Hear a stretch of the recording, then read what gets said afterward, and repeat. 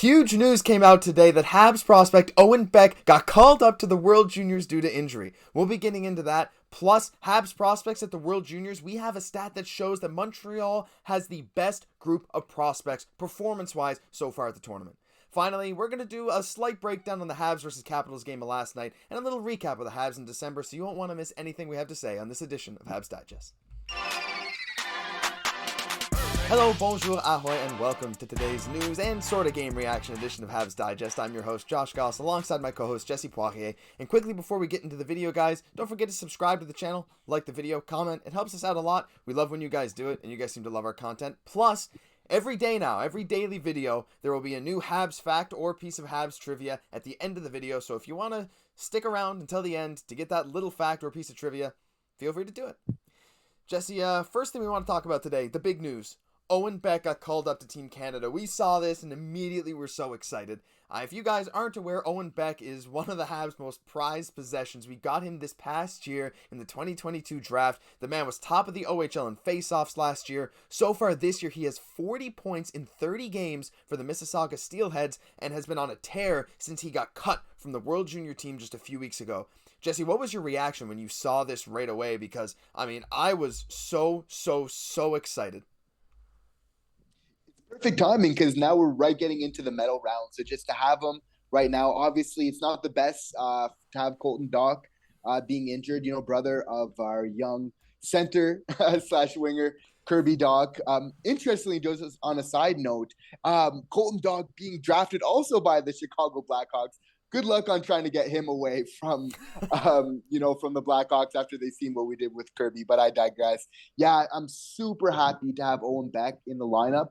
I think he's going to be a perfect guy for that type of role. He says plays such a complete 200-foot game, so maybe having him in that 4C, 3C type of role, I think will be great. But as he's shown this year with, 17 goals, 23 assists, like this guy can score as well. This guy can score. He can fit in pretty much anywhere. Like you said, big 200-foot game. The one thing that has stood out for him, especially in the OHL, is his face-off ability. And Team Canada has been solid on the dot so far, but having a kind of guy who can go in and win 55 plus 60% of his face-offs if you need him to in a crucial defensive zone draw, or even late in the game if you're down a goal in the offensive zone, that's invaluable.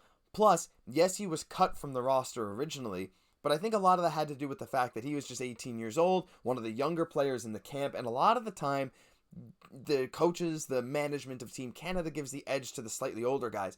So I think this is awesome for us Habs fans. Of course, we love him. He's been performing incredibly in the OHL. But Jesse, I truly think that if he's given enough ice time, which I think he might be by the Team Canada head coach, based on how we've seen some players, maybe lack of effort so far, I think he can move up in the lineup. I think immediately he'll slot in maybe on the fourth, right? You got to call up. You're not gonna put him on the first line or anything right away. But I think he can work his way up. What are your thoughts on him maybe working his way up? And is there ever any chance that him and Joshua Waugh, we can have a Habs connection at some point in this tournament? Wow. Well, if not now, definitely, hopefully in the future. But yeah, I could definitely see him, like you said, starting off at the 4C, but I wouldn't be surprised, for him to end up in the 3C role.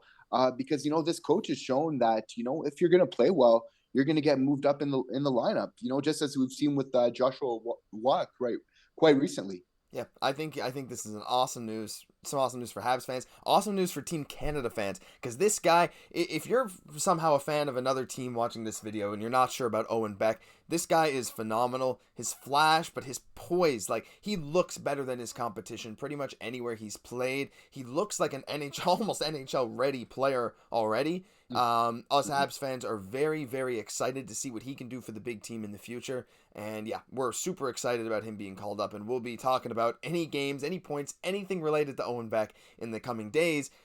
And that kind of transitions well into our second topic today. And that's that the Habs prospects rank number 1 for World Junior Championship performance. And I'll show you some stats to back up that claim. It's not just me saying it. Take a look at this. So this is World Juniors 2023 by cumulative game score by team prospect pool. So basically it takes the game score, which is sort of an all-in-one stat that shows how good your performance is. You can go look up exactly how this is calculated. It's maybe not the best stat in the world, but it is one that gives you a good idea of how in any given game a player is performing.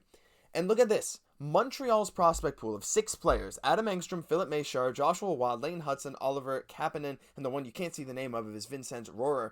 Those 6 make up by far, by I think like almost 4 game score, maybe almost 6 game score, the best prospect pool in the NHL. And it's not like Montreal's they have maybe the biggest group here, but there are other teams with 4 or 5 prospects, but Montreal's way out ahead of all of them. I'm not surprised, right, Jesse? Like, I'm glad Montreal's prospects have been doing well. I'm not surprised they've been doing this well, but it's extremely encouraging, especially with the likes of Lane Hudson, who had a shaky start to the tournament, not being played, and then Philip Mesar just starting to go off now with a couple goals. Like, how exciting is this? I mean, we just talked about Owen Beck. That's one prospect who's going to be added to this list, but to see that we have the best cumulative prospect pool at this tournament, it got to mean something. We have the most and we have the best prospects, and now those 6 prospects have now went up to 7 now with Owen Beck. But you start to look at it, and as you start to watch them play and continue along in this tournament, you're quite frankly, as a Habs fan, you're not surprised. I mean, we got Vincent Rohrer, who's a captain for his team, Oliver Kapanen, who's also another captain for his respective country. We got Mesar, who's killing it. He's, above a point per game player so far in this tournament at 5 points in 4 games. Waugh, he's got the second best plus or minus in the whole tournament. Guess behind who? Who is he behind, Josh, if you would have to guess? Oh, if I had to guess, I think Mr. CB, some guy, I don't know, Bedore, something like that for Team Canada. Oh, you're good, Josh. You're good. Yeah, no, you managed to get that one, no, for sure. It is Connor Bedard. It's not far to say. It's like, it's Joshua Waugh, one of the better players in this entire tournament. And what's so great about that is a lot of the time, this is the big litmus test. This is why so many prospects, so many NHL or so many hockey players, I should say, just like grow up wanting to play in this tournament. Because if you can play in this tournament, and not only that, but show out, there's a very high probability that you can in the NHL. And as we keep saying throughout this whole tournament, it's not all the time, but if you do look at a lot of the names that have lit it up during this tournament, they have went on to have long, illustrious NHL careers. So it does matter for something. It is very important. So for us to be showing out in this way is really, really cool. Not only by points, not only by game score, but also by leadership. Like you said, we have some captains for the respective countries in our prospect pool. We have born leaders. We have guys who are fitting into every single system they can be in, and we have humble prospects. Yes, it is true that, like you said, not everyone who does well in this tournament is going to have an amazing career, but if you do well in this tournament, at the very least, like, it shows that you will probably be a decent NHLer. Like, I've seen some people use the example, Ryan Poehling was amazing at the World Juniors. Well, I mean, Ryan Poehling is currently like a third-line center in the NHL for a Pittsburgh team. Like, he's not bad at the very least. And again, hat-trick in his first game as a Hab. No one will ever forget that night. But, the thing is, these guys are probably going to have solid NHL careers. I'm excited for Adam Engstrom, especially. One of the more slept-on Habs prospects in this tournament, I think. Yeah. Someone that people haven't really been looking into too much. But, man, he has looked so solid for Sweden. Hudson stepping it up. Mesar is scoring. Joshua Waugh's up there in total points. He's like just, 3rd or 4th place? 5th place, something like that. He's way up there. So it's really amazing. I'm excited to see what they can all do for Montreal at the next level. I just can't wait to see Team Canada's next couple games as we get into the medal round. Final topic today. This one's going to be an interesting, just quick thing at the end of the video. We don't really have much for a Habs versus Capitals reaction. It's the new year. It's 2023. We're going to leave that December 2022 behind after this video. Leave it behind. We'll just get into some quick stats just to show you guys why we're going to leave it behind. So this is Gravite. You guys have probably seen his YouTube channel before, and he did a nice Twitter summary of Montreal's Decembre. 28th in total standings, 30th in goals per game, 30th in goals against, 30th in power play percentage, 31st in penalty kill, 31st in shots per game, 31st in shots against. He says the tank has arrived. I'm not even going to play the full animation. We're going to leave December behind.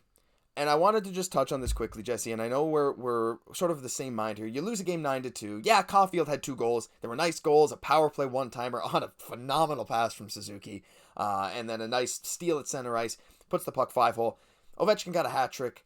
I love seeing Ovechkin score. Cool. But, man, that game, it just summed up our December. But what I think it's going to do is it's going to launch us into the new year after a horrible stretch at the end of December and being the worst team in the NHL for the month. We're going to have ups and downs. I think we're ready to have a little bit more of a fun new year.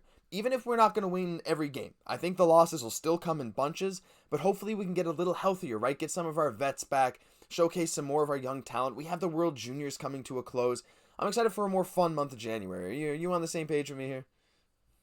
Yeah, I think the right way to build a franchise is to build it from within. And that takes time, right? Because you're nurturing players within your culture, within your organization. So, like anything else, when you're building something, it takes time. It's a process. There's little bumps along the road that you don't quite expect. But I do think this is the right way. I think that Kent Hughes, Jeff Gordon are going about building this franchise in the correct fashion for long-term success, as they mentioned. So we just need to be patient and enjoy the ride. That's right. Be patient, enjoy the ride. And as I've seen people say, like, this team, the way it's looking now, this might not be a short rebuild. We might not be contenders next year, maybe not the year after. But we got to be patient. Like you said, Jesse, the growth comes slowly, but it'll come sort of in bunches. Slav is still 18. When did players hit their prime? Like, what, 24, 25? We're not going to see him hit his peak for 5-6 years down the road. Same thing for Caufield. Similar for Suzuki. This team is not going to be Stanley Cup contenders right away.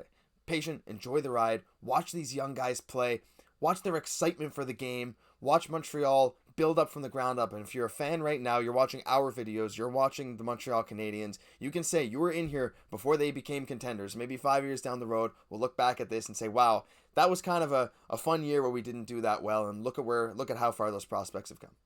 And before we cap off the video, your Habs fact of the day, okay? So this is going to happen every day. This is just a new thing. I got a calendar. It's got fact or trivia every single day. We're going to do it. So today's January 1st, 2023. Fun fact, January 1st, 1952, 71 years ago, Maurice Richard took the last penalty shot of his NHL career, scoring on Harry Lumley in the Canadiens 3-0 win over the Blackhawks.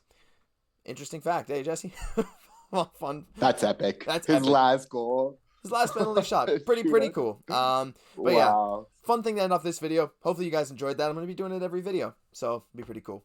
But that'll do it for this edition of Habs Digest. If you enjoyed the video, leave a like, leave a comment, subscribe to the channel. We love your guys' support. We're excited for a brand new 2023. We're going to have some setup upgrades coming very soon for Mr. Poirier on the other end, and myself as well, probably, maybe a new camera. So we're excited to have you guys along for the ride. This has been such a fun start of the season, and we can't wait to keep it going in 2023. We'll catch you in the next one.